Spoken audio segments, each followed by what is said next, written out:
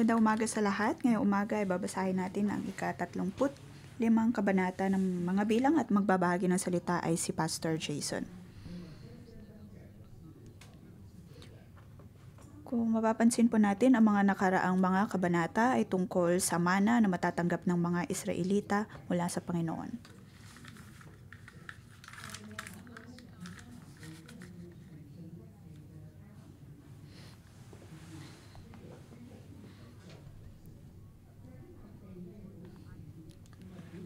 Bago pa man sila makapasok sa lupa ng Kanaan, ay kailangan nilang maging dalisay at linisin ang lugar. At kahapon ay napag-usapan ang paghahati-hati ng mana o ng lupain mula sa Panginoon. Napag-usapan din ang hangganan na kailangan nilang sundin sa lupang pangako.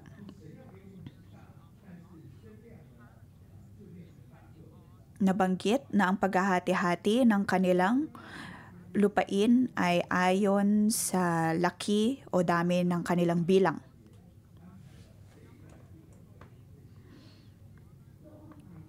Kung ang espiritual na kapasidad ng isang lipi ay mas malaki, paniguradong mas malaki ang mana o bahagi na matatanggap nila.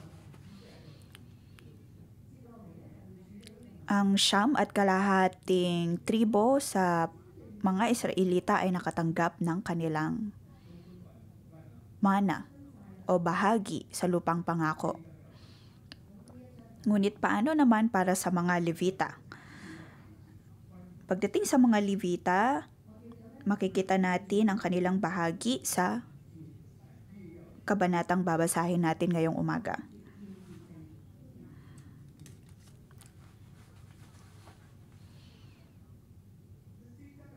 Tanggapin ang presensya ng Panginoon sa ating kalagitnaan.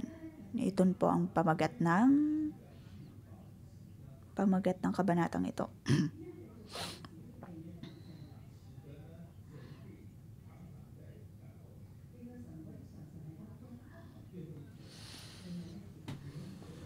Paano nga ba mapapanatili ang presensya ng Panginoon sa kampo ng Israel? Sa huling verse ng kabanatang ito, huwag ninyong tungisan ang lupaing inyong tinitirhan sapagkat akong si Yahweh ay naninirahang kasama ng sambayan ng Israel. Kung matatandaan natin, ito ang isa sa pinaka-importanteng punto na dapat tandaan ng mga Israelita sa kanilang pamamalagi sa lupang pangako. Kailangan nilang mapanatiling dalisay at malayo sa kadungisan ang lugar.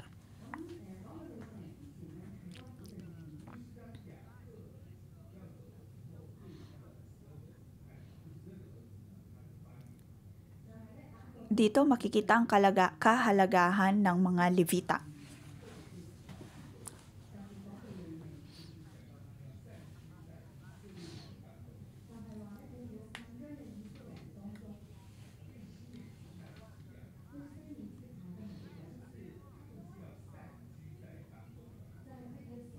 Ang mga Levita ay dapat na maikalat sa mga tribo ng Israel.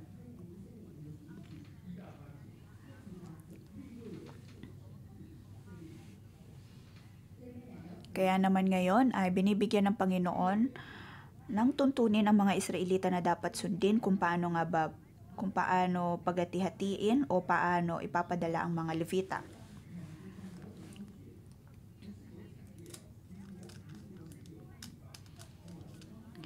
Nabanggit dito ang pagkakaroon ng lugar para sa mga Levita.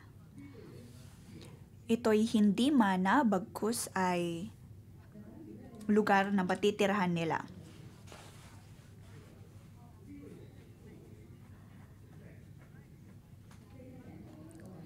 Mayroon silang karapatan na magkaroon ng lugar na matitirhan, ngunit hindi ito nangangahulugan na mayroon silang mana mula sa Panginoon.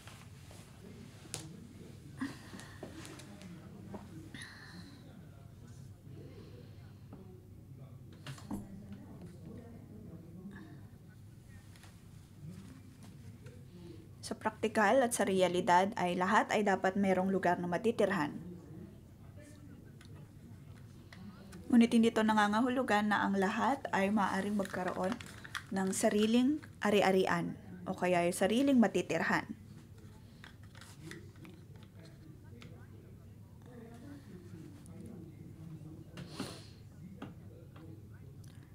Tayo ay mayroong karapatan na gamitin ang isang lupain, ngunit hindi ito nangangahulugan na tayo agad-agad ang magmamana ng lupaing iyon. Iyon po ang nais bigyang diin sa kabanatang ito.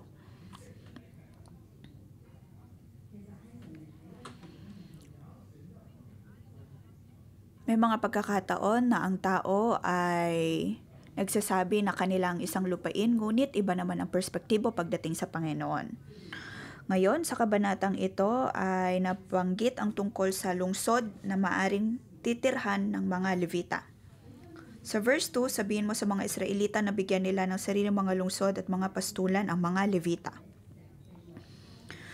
Ang mga lungsod na iyon ay magiging pag-aari ng mga Levita at doon sila maninirahan.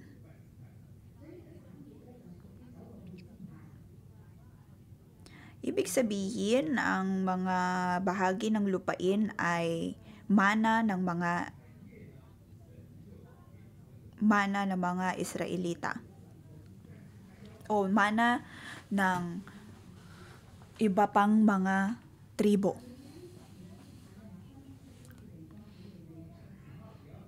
Ngunit sila kinausap ni Yahweh na magbigay ng ilang parte ng mga lupain upang maging matitirhan ng mga Levita.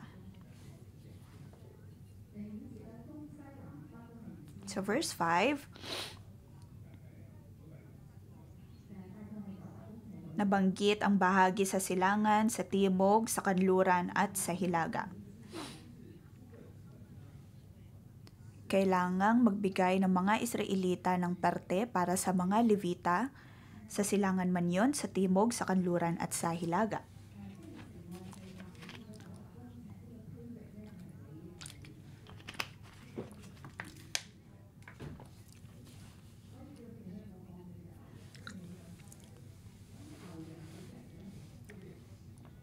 Ibig sabihin, ang 2,000 sukat ng pastulan sa paligid ng kampo ay dapat na maibigay sa mga Levita.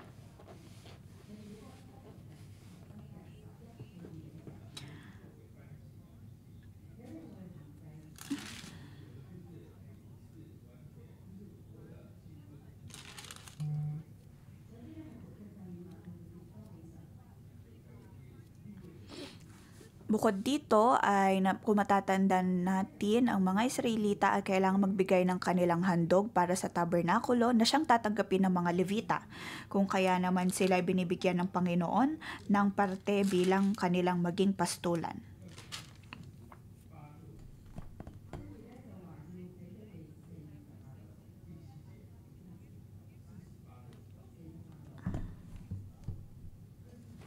Sabi sa verse 7, kasama ang mga pastulan ng mga ito sa makatuwid ang ibibigay niya sa kanila 48 lungsod.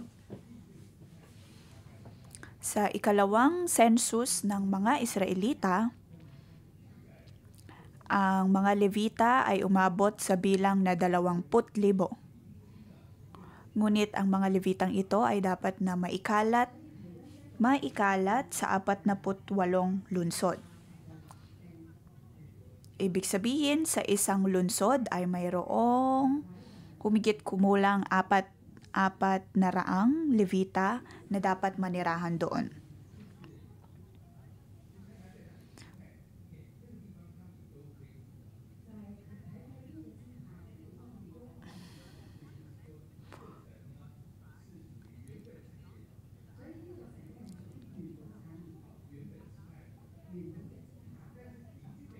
Gayunpaman, pagdating sa mga bahaging ito ng lupain, hindi lamang mga Levita ang maaaring manirahan doon, kundi maaari pa ring mamalagi doon ang tribo na nagmamay-ari ng bahagi ng lupaing nabanggit.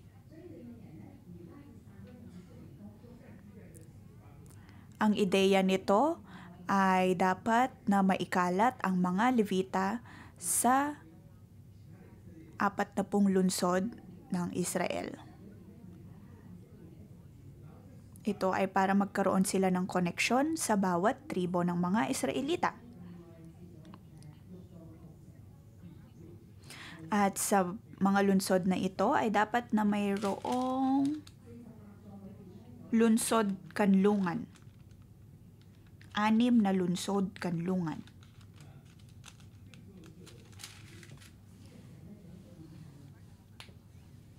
Maaaring mayroon po tayong katanungan pagdating dito. 48 lungsod para sa 12 tribo.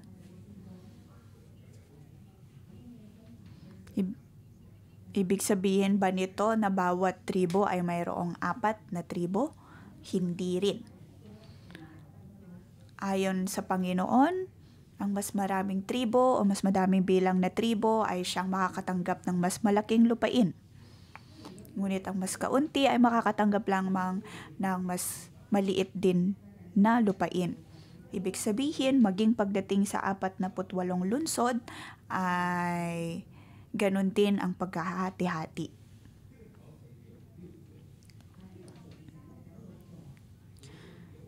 Mayroong 6 na lungsod kanlungan.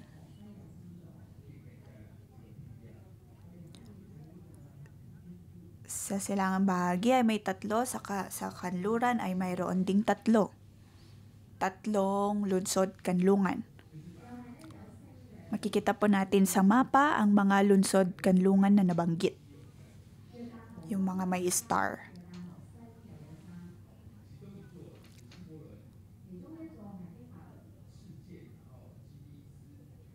Isa ay nasa parte ng Zebulun.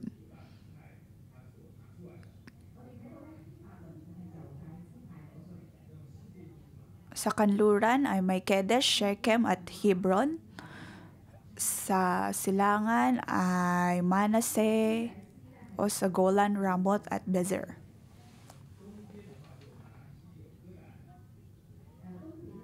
Ramoth,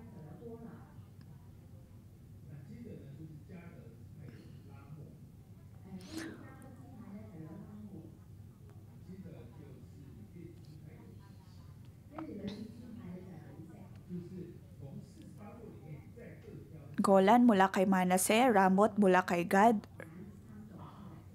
Bezer mula kay Reuben. 6 na lungsod ang napili bilang lungsod kanlungan.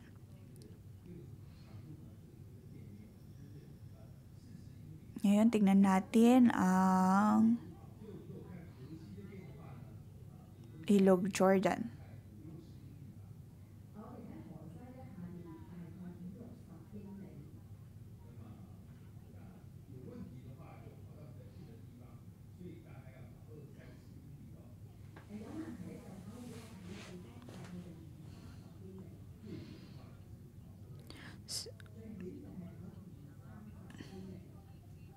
Ang ideya nito, kung ang isang tao ay nakagawa ng mali, kailangan nilang tumakbo papunta sa lungsod kanlungan.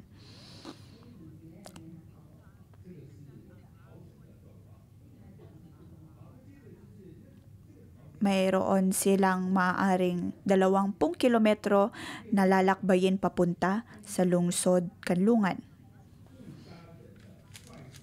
Sa verse 9 hanggang sa huling verse na banggit ang mga tuntunin kung para saan nga ba ang lungsod kanlungan. Ito ay para sa mga taong nakapatay ng hindi sinasadya.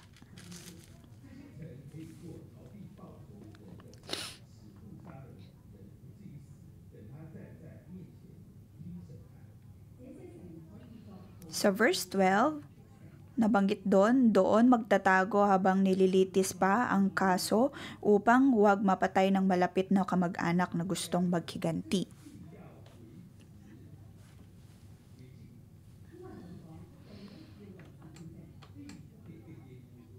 Una ay kailangang mapanatiling dalisay at banal ang lugar. Paano ba madudungisan ang lupain? Yun ay kung may dumanak na dugo o inosenteng dugo sa lupain.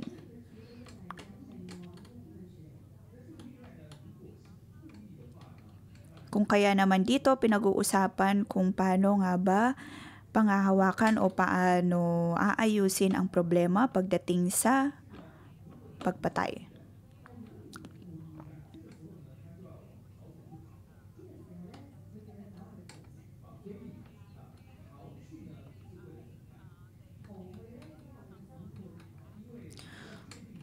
Kung ang isang tao ay nakapatay ng sadya, dapat din siyang patayin.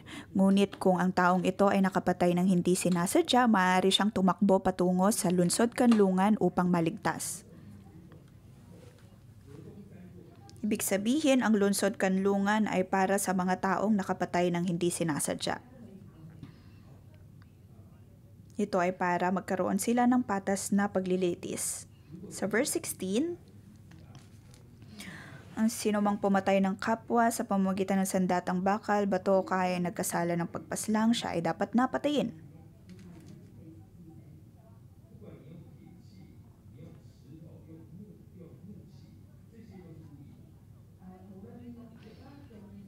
Ang ginamit man ay sandatang bakal, bato o kahoy, ngunit kung ang pagpatay ay intensyon, ay ang pagpaslang ay talagang ginawa ng may intensyon, ang taong yon ay dapat na patayin.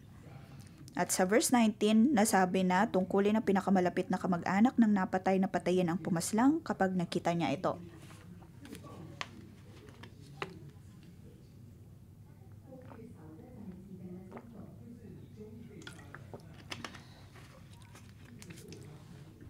Dito nababasa natin na maaaring maghiganti ang pinakamalapit na kamag-anak ng napatay.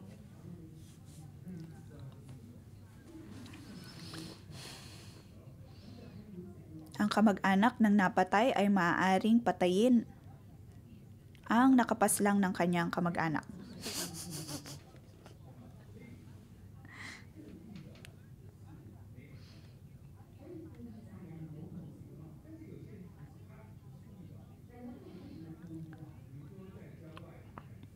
Kung kaya naman ang sino mang nakapatay ay hindi maaaring tumakbo sa lungsod kanlungan. Lalo na kung ginawa nila ito ng may intensyon. Talagang pumatay.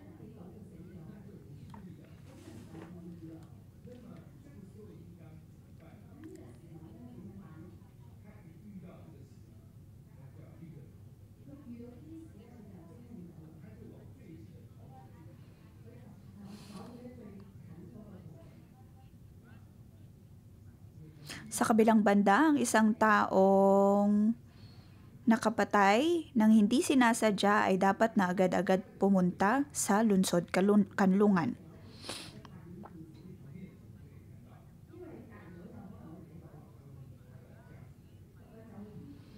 Sa sitwasyong iyon ay maaring ang pamilya ay maaari nilang mabalitaan ang sitwasyong ito.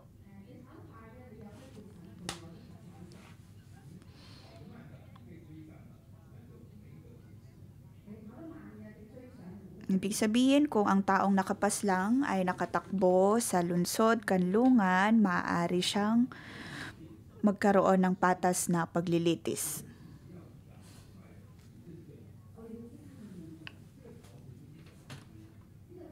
Kung hindi sila agad-agad na pumunta sa lungsod kanlungan, ay maaari silang mapatay.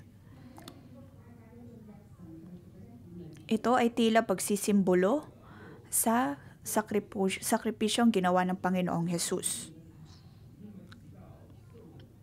Sa tuwing tayo ay nagkakasala, ay maaari tayong tumakbo sa Panginoong Hesus upang tayo ay mapatawad sa ating mga kasalanan.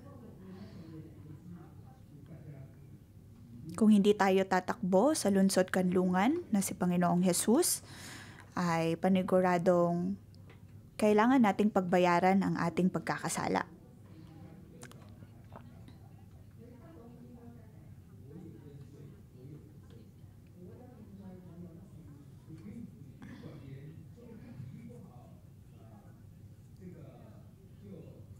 Kailangan nating sabihin kung ano nga ba ang ating naging pagkakasala at pagkukulang upang matanggap ang pagliligtas mula sa Panginoon.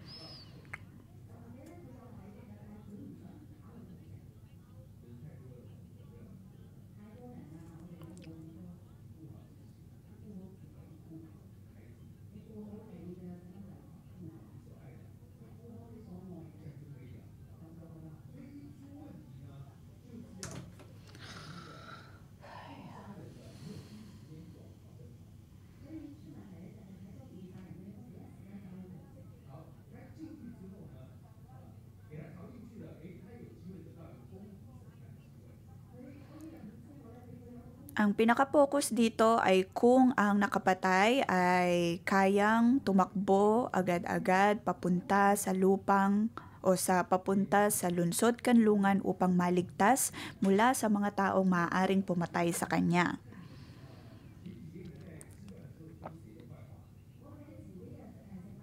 Sa kanilang pagpunta sa lungsod kanlungan ay maaari silang makatanggap ng patas na paglilitis at hindi mapatay dahil sa paghihiganti. Ang usapin ay hindi kung kaya nilang panindigan kung ano ang kanilang ginawa, ngunit ang punto nito ay upang magkaroon ng tapat at pantay na paglilitis.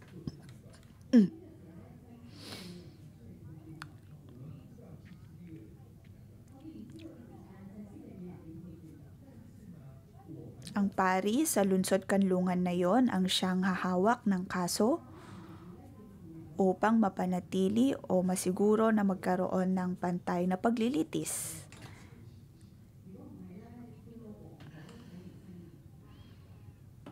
Ito ay nagbibigay diin lamang kung gaano kaimportante ang magkaroon ng maayos na relasyon sa pagitan ng mga tao. Halimbawa, ang isang politiko ay namayapa.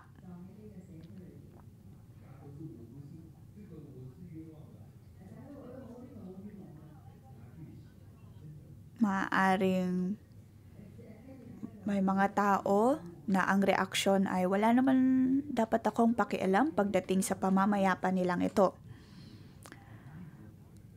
Ngunit maaaring isa ka sa mga taong madalas na nagbibigay kritiko o nagbibigay panghuhusga sa gobyerno. Ibig sabihin ay may kinalaman ka din sa kamatayan ng politikong ito.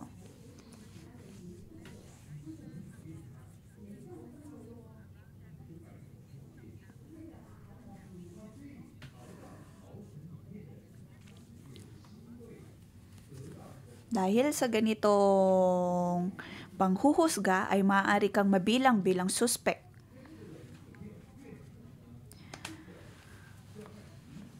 Intensyon man o hindi.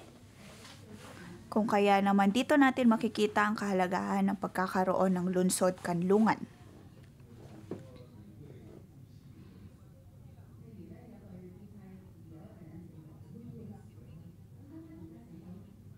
Ang lahat ng ito ay nakasalalay sa kung paano nga ba tayo magkaroon ng maayos na relasyon sa mga taong nakapaligid sa atin.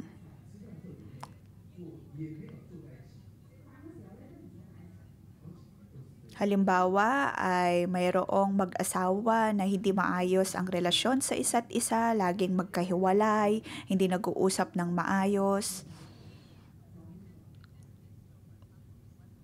At halimbawa, ang asawang lalaki ay napatay. Paniguradong ang unang magiging suspect ay ang asawang lalaki. Mahirap para sa lalaking asawa na depensahan ang kanyang sarili dahil halatadong mayroon silang problema bilang mag-asawa. Kung kaya naman napakahalaga na magkaroon tayo ng mapayapa at maayos na relasyon sa bawat isa.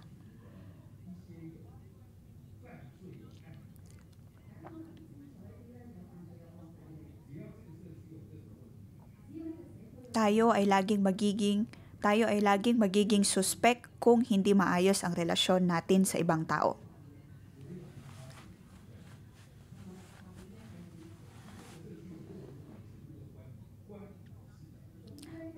Sa realidad, sa tuwing mayroong namamatay o napatay na tao ay ang unang anggulo na tinitignan ng mga pulis ay kung sino mang nakaalitan ng taong napatay.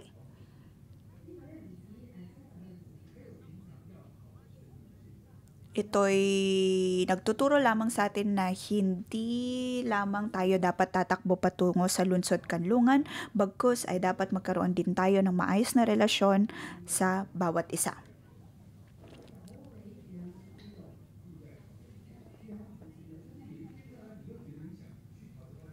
Naroon na ang usapin na hindi mo intensyong mapatay ang isang tao, kung kaya naman ang tao ay pumunta sa lungsod kanlungan.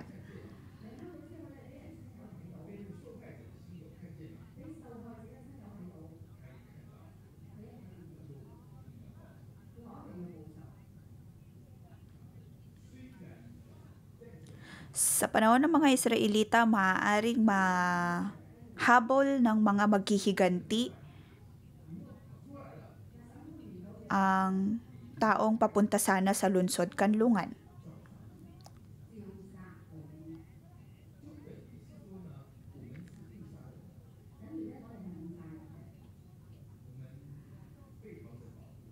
Ang mga maghihiganti ay mayroong karapatan na patayin ang taong nakapatay ng hindi sinasadya. Gayunpaman, naroon naman ang lungsod kanlungan upang siya'y iligtas.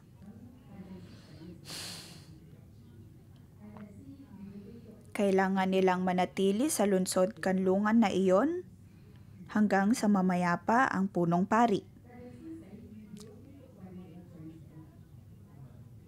Ang pamamayapa ng punong pari ay tila pagsisimbolo ng sakripisyong ginawa ng Panginoong Hesus.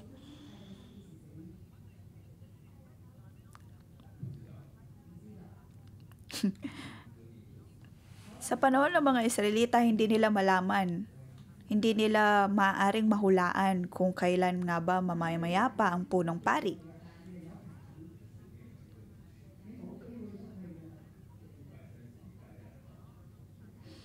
Ibig sabihin, kailangan nilang mamalagi sa lungsod kanlungan ng napakatagal hanggang sa mamatay ang punong pari.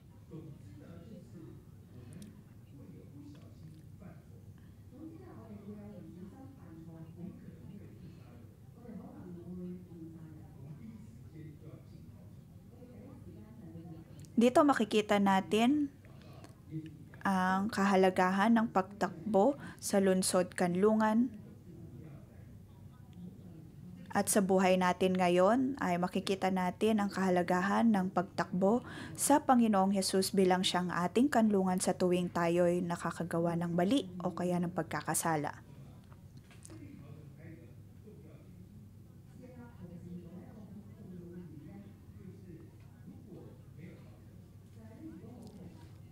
Ang pagkakaroon ng lungsod kanlungan ay napaka-importante.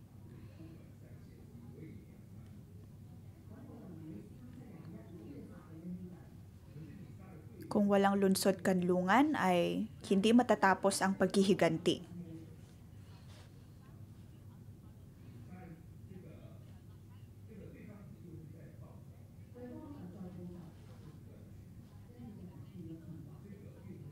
Laging magkakaroon ng paghihiganti at hindi ito matapos-tapos. Ang galit sa isa't isa ay lalaki ng lalaki. Maging ang tensyon sa loob ng pamilya ay lalala.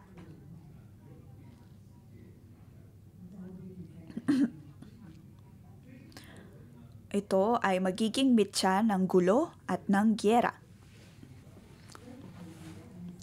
Kung kaya naman nagkaroon ng Panginoon ng tuntunin pagdating sa lungsod kanlungan, ito ay upang magkaroon ng hangganan pagdating sa paghihiganti at magkaroon ng pagtigil o hangganan pagdating sa galit.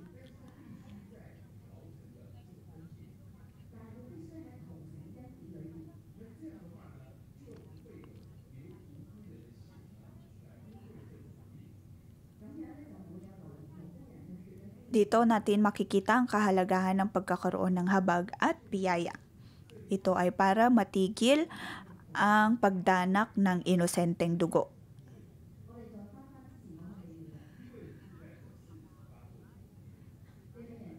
Sa unang parte na pag-usapan natin ang tungkol sa mga Levita.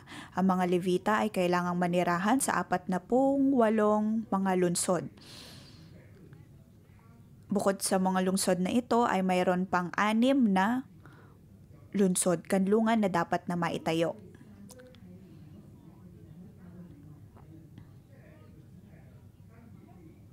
Ang pagkalat ng mga Levita ay para magkaroon ng oportunidad ang mga Levita na ibahagi ang salita ng Diyos sa lahat ng mga Israelita.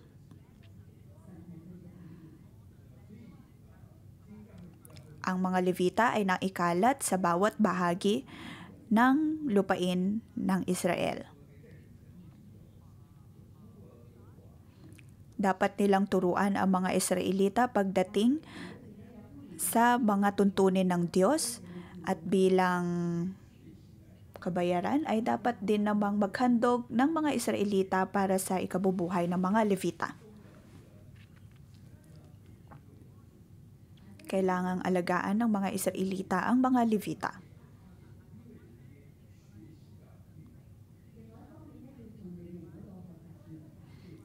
Kailangan nilang magbigay ng bahagi ng lupain at maging ng kanilang mga pag-aari para sa mga Levita.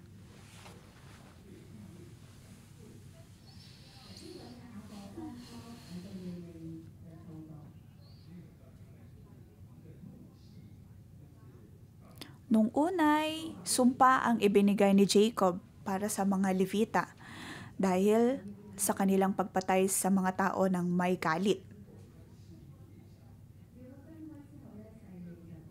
Kung kaya naman ang mga Levita noon ay nagpakalat-kalat din.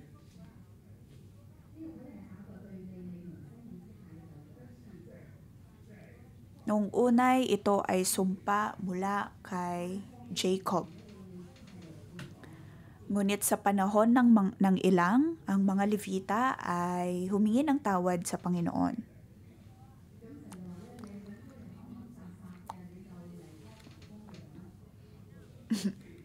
Ito'y tila nagsasabi ang Diyos na total ay naroon ang kanilang kagustuhan na pumatay lagi.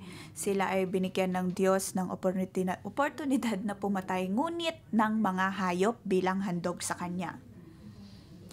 Ang sumpa na natanggap ng Levita ay naging pagpapala.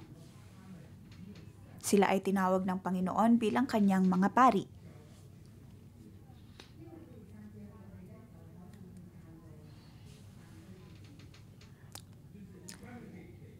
At ngayong naikalat na sila sa bawat parte ng kampo ng mga Israel, ay maaari na nilang turuan ang mga Israelita kung paano nga ba sumunod sa Panginoon at sumunod sa Kanyang mga salita. Dito natin makikita ang pagbabago ng buhay ng mga Levita mula sa sumpa papuntang biyaya. Sa parehong paraan, tayo man noon ay namumuhay sa sumpa, ngunit ngayon ay binibigyan na tayo ng Diyos ng pagkakataon na mamuhay ng may biyaya. Ito ay ating matatanggap matapos tayong humingi ng tawad sa Kanya. Kailangan nating tandaan na magkaroon ng maayos na relasyon sa bawat isa.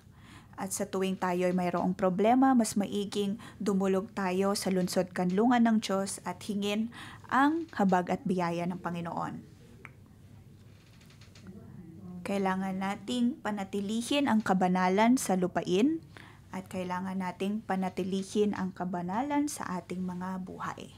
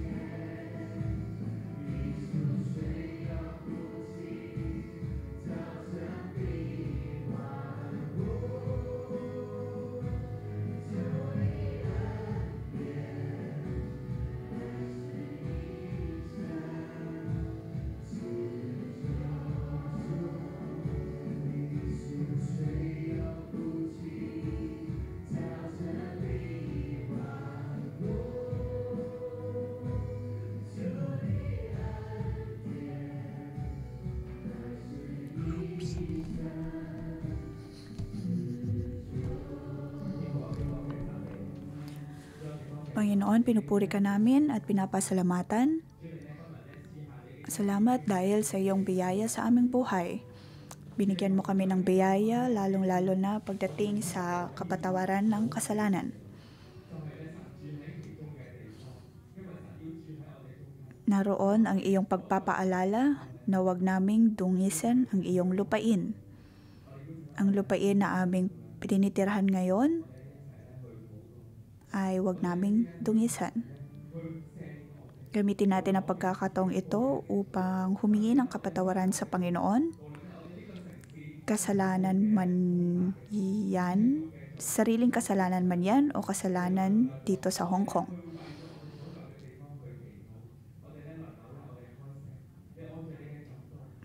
Ipanalangin po natin ang lugar na ating tinitirahan.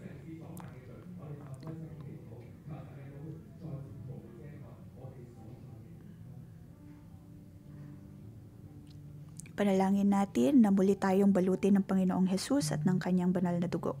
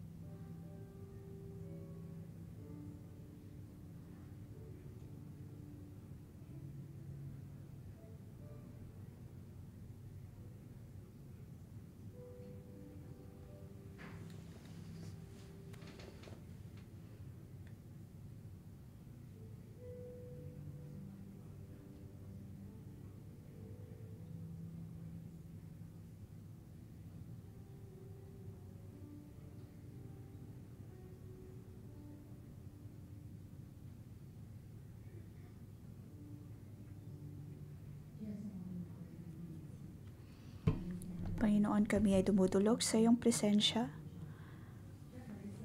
Naway iyong patawarin ang kasalanan ng Hong Kong, lalong-lalo na sa pagsamba ng mga Diyos-Diyosan. Patawarin mo ang bansang ito dahil sa pagpapangalan namin ng mga lupain at ng mga MTR station nang ayon sa pangalan ng mga Diyos-Diyosan, maging din sa pagkakaroon ng mga parada para dito. Patawarin mo ang pagdungis namin ng lupaing ito.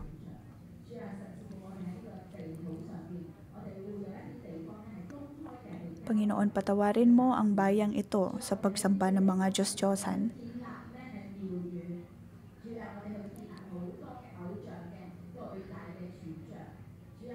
Bukod dito ay nagkakaroon din ng mga koneksyon sa mga Diyos-Diyosan at sa mga masasamang espiritu.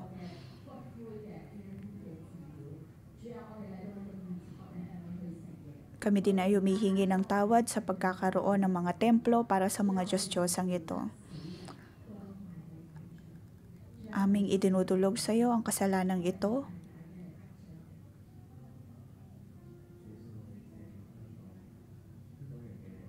Panginoong Hesus, naway patawarin mo ang tao ng Hong Kong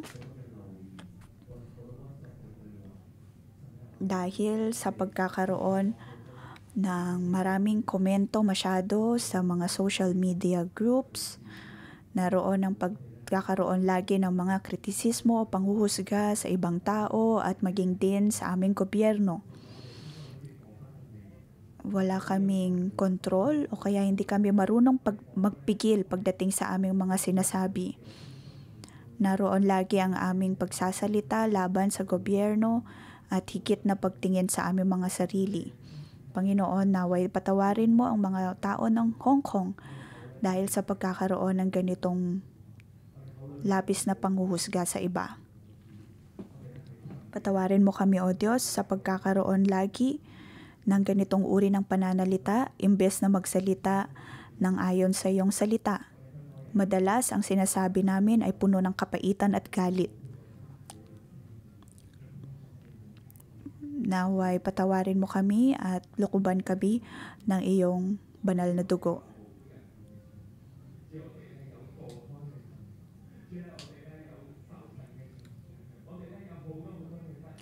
Panginoon, naway patawarin mo ang syudad na ito sa pagdanak ng dugo ng mga inosente. Patawarin mo ang lugar na ito na aming tinitirhan. Patawarin mo ang lungsod na ito na aming tinitirhan. Hinihingi namin ang iyong habag at biyaya. At alam namin, O Diyos, na nais mong pakalinisan ang aming mana at ang aming lupain upang kami mapagpala. Aming pinapanalangin na iyong patawarin ang bawat kasalanan na aming idinulog sa iyo. Bilang tagapamigitan ng bayang ito, aming hinihiling ang iyong kapatawaran. Naway patawarin mo ang aming mga kasalanan. Sa pamamagitan lamang ng iyong habag at biyaya na kami mapapatawad sa lahat ng aming kasalanan. Ating hingin ang presensya ng Panginoon na muling dumulog sa ating lugar at muling dumulog sa lungsod ng Hong Kong.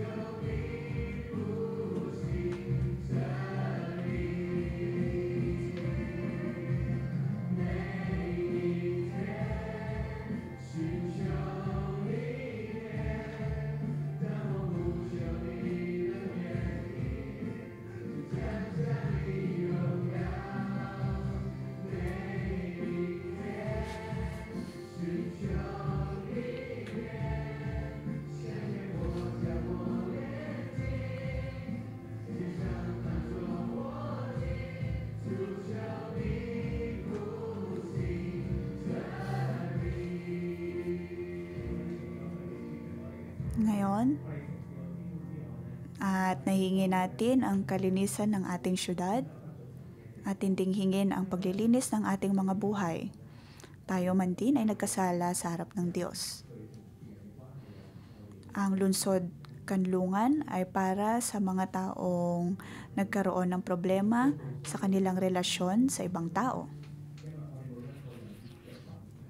Ngayon, tayo man din ay kailangang tumakbo papunta sa ating mga lungsod kanlungan dahil tayo man din ay mayroong mga problema pagdating sa ating mga relasyon. Banal na Espiritu, kami iyong pinapaalala sa pamamagitan ng kabanatang aming binasa.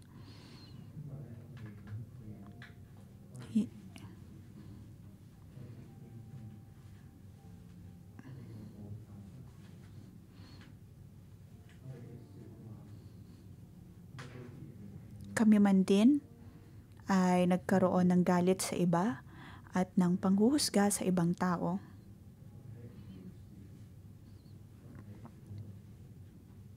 Naroon na kami nabubuhay sa kapaitan at sa poot.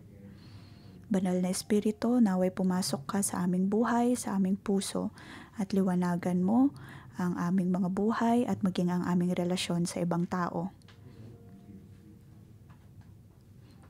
Kung tayo po sa ating puso ay mayroon tayong hindi tayo nakapagpatawad sa iba, lalong-lalo na sa ating mga katrabaho o kaya sa ating mga boss, at lagi tayong mayroong panghuhusga laban sa kanila o kaya mga chismis patungkol sa kanila o kaya maging sa ating mga WhatsApp groups o social media groups, ay nagsasabi tayo ng mga impormasyon tungkol sa kanila. O kaya ay relasyon pagdating sa pamilya ay hindi pa rin naayos. Naroon ang napakarami mong negatibong pakiramdam o kaya galit laban sa iyong pamilya. Ngayong umaga ay hayaan nating mangusap ang banal na Espiritu sa ating buhay. Hayaan nating liwanagan tayo ng banal na espiritu at makita kung ano man ang dapat na ayusin sa ating mga relasyon.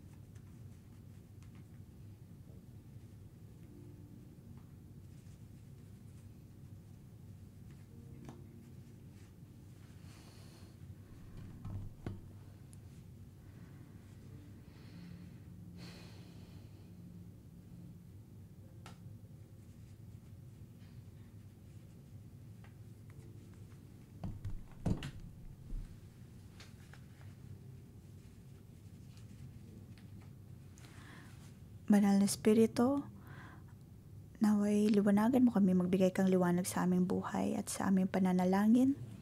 Nakikita kong marami sa atin bilang cell leader ay hindi natin mapatawad ang ating mga cell member. Maaring wala na sila sa ating grupo. Ngunit sa tuwing naaalala mo sila at sa tuwing nakakarinig ka ng balita tungkol sa kanila, ay lumalabas lagi ang iyong galit, lumalabas ang hindi magandang pakiramdam. At naroon ang iyong pag-iisip na ang relasyon sa kanila ay nagdala lamang ng sakit sa iyo. Kung kaya naman hanggang ngayon ay hindi mo pa rin nakakausap o nahaharap ang cell member na ito. At sa iyong puso ay hindi mo sila matatawad.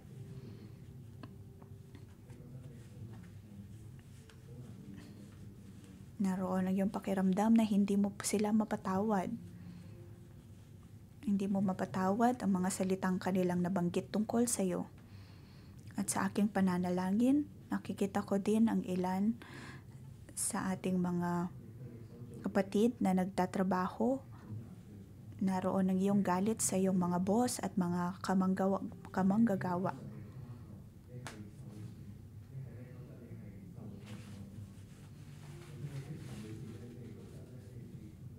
Naroon na ikaw ay naparatangan pagdating sa isyu ng pera at ang pakiramdam na hindi ka natrato ng patas.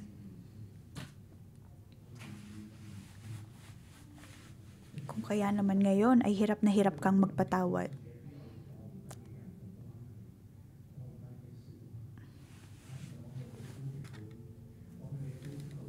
Lahat tayo ay may mga bagay na hindi pa mapatawad at maisuko. Ngunit ngayong umaga, binibigyan tayo ng Diyos ng pagkakataon na tumakbo sa lungsod kanlungan. Sa lungsod kanlungan na ito ay naroon ang pantay na paglilitis at naroon ang Panginoong Hesus na magbibigay sa atin ng kalayaan. Ayaw nating panghawakan pa ang mga kapaitang ito at ang mga puot na ito.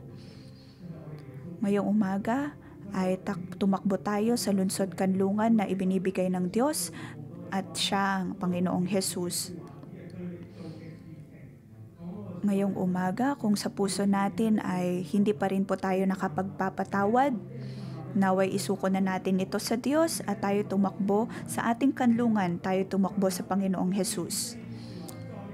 Tayo ay tumindig at isuko ang lahat ng kapaitan at puot na sa ating puso. Bigay natin sa Diyos ang lahat. Isuko natin sa Diyos ang lahat.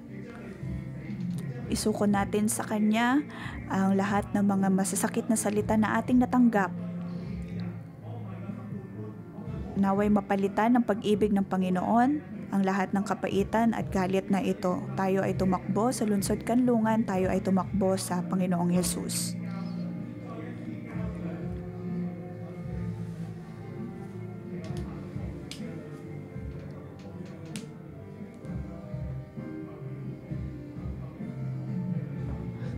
Panginoon, kami ay humihingi ng kapatawaran, kami ay humihingi ng iyong habag at biyaya.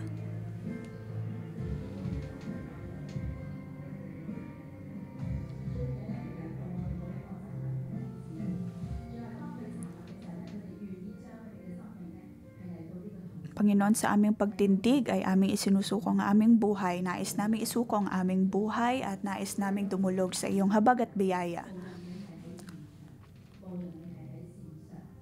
Ikaw man ay narito sa lugar na ito or kasama namin online, pinapaalala ng Diyos sa iyo na sa iyong pagpapatawad ng mga taong nakasakit sa iyo ay ikaw din ay akin pinapatawad. Sa iyong pag-ibig ay binibigyan din kita ng pagmamahal. Sinasabi ng Diyos na siya ang iyong kanlungan, siya ang Diyos na iyong masasandalan. Sa iyong pag-asa sa Kanya ay ipagkakaloob niya ang kaginhawaan sa iyong buhay. Para sa ating mga kapatid, ilabas po natin ang ating mga kamay. Ito'y nangangahulugan lamang na nais na nating isuko sa Diyos ang lahat. Panginoon, nakikita mo ang kagustuhan namin na isuko ang lahat sa iyo. Ibinibigay namin sa iyo ang lahat ng mga sakit na aming nararamdaman at maging ang mga taong nagbigay sa amin ng sakit. Aming sinusuko ang lahat sa iyo. At aming dinedeklara ang aming pagpasok sa lungsod kanlungan. At sa piling mo, Panginoong Hesus, ay magkakaroon kami ng panibagong buhay. Sa ngalan ng Panginoong Hesus ay aming tinatanggal ang lahat ng koneksyon sa lahat ng kapaitan at puot na mayroon kami. Tatanggalin ng Diyos ang lahat ng pangit na alaala at lahat ng mga kritisismo na iyong natanggap, lahat ng panghuhusga na iyong natanggap. Ang lahat ng mga salita ng kaaway ay matatanggal sa iyong buhay sa ngalan ng Panginoong Hesus. Sa ngalan ng Panginoong Hesus ay aming tinatanggal ang lahat ng kawalan ng kapatawaran at maging ang pagkambala dahil sa mga sitwasyong ito. Sa ngalan ng Panginoong Hesus, higit na makikita at maghahari ang krus at ang kabutihan ng Diyos sa iyong buhay. Ang banal na dugo ng Diyos ang siyang lulukob sa iyo at siyang magpapagaling ng lahat ng iyong sugat. At hayaan mong ang Diyos ang siyang humawak ng iyong puso at buhay.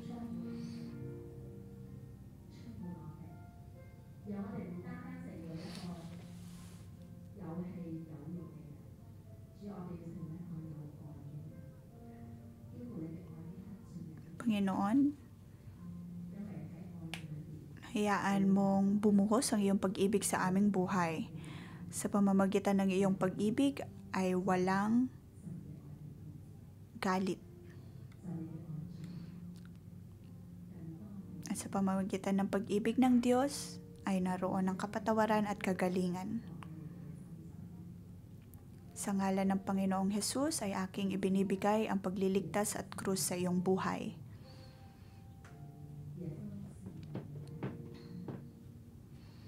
Mula sa puntong ito, ang Panginoong Hesus ang iyong magiging pag-asa. At ang Diyos ang iyong magiging kalakasan. Panginoon, maraming salamat. Amen. Sa ating pagpasok sa lungsod kanlungan, ano ang dapat nating gawin? Iyon ay ating tanggapin ang kaligtasan mula sa Panginoon. Sa ganitong paraan, tayo man din ay magiging lungsod kanlungan para sa ibang tao.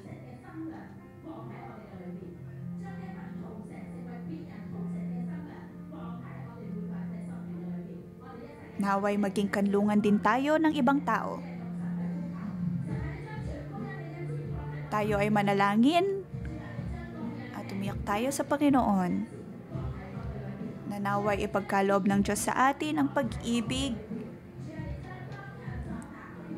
at ang dunong upang maging kanlungan din ng ibang tao. Naway maging sugo tayo ng Diyos upang ipahayag ang kanyang mga salita.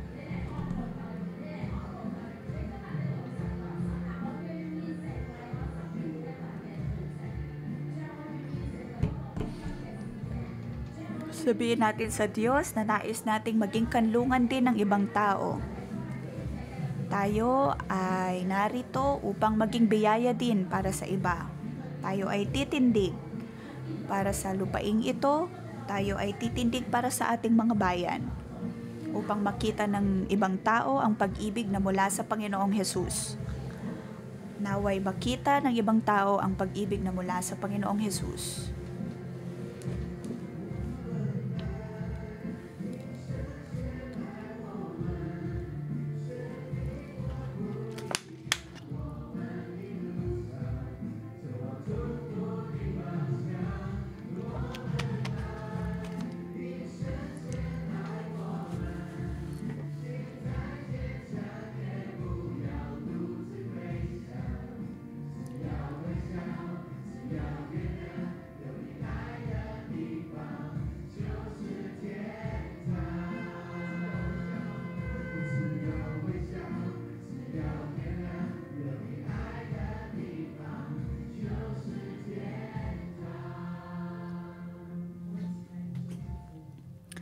Tanggapin natin ang pagpapala mula sa Panginoon. Panginoong Hesus, kami dumudulog sa iyong presensya at pinagpapala ang bawat naming kapatid. Sa ngalan ng Panginoong Hesus, sa bayang ito, naroon ang pagsamba ng mga Diyos-Diyosan at maaaring ikaw ay nagpakalat ng galit o kaya nagdalak ng dugo. Sa ngalan ng Panginoong Hesus, ang lahat ng mga kasalanang ito ay mapapatawad.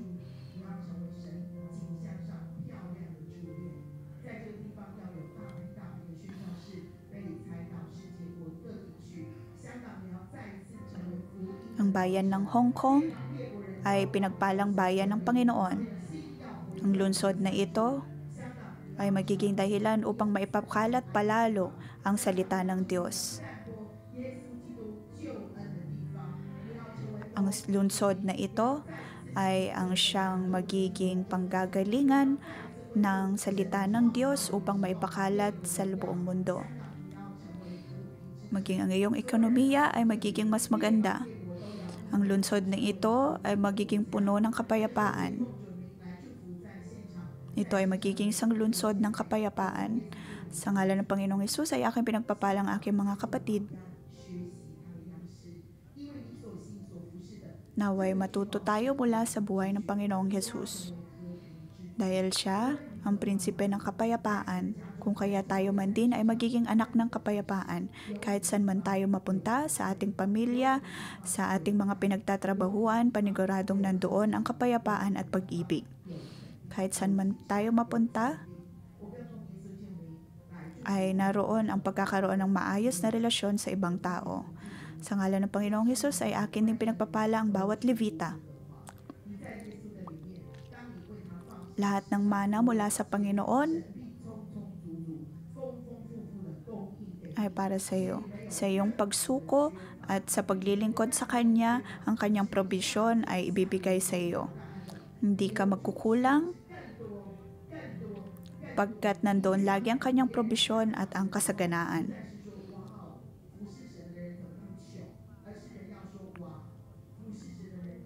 Sa tuwing nakikita ka ng ibang tao, hindi sasabihin ng iba na ikaw ay napakahirap. Bagkus ay naroon ang pangako ng Panginoon na makakaranas ka ng kasaganaan, hindi lamang sa espiritual na buhay, kundi maging din sa kalusugan, sa ekonomiya at maging sa relasyon sa ibang tao. Ang lahat ng makakakita nito ay magsasabi na ang mga taong naglilingkod sa Diyos ay punong-puno ng kasiyahan at hinding-hindi nagkukulang. Sa ngalan ng Panginoong Hesus ay aking pinagpapala ang lahat. Na ang pagpapalang natatanggap ng mga Levita ay matatanggap mo rin. Ang karangalan na kanilang natatanggap ay matanggap mo din.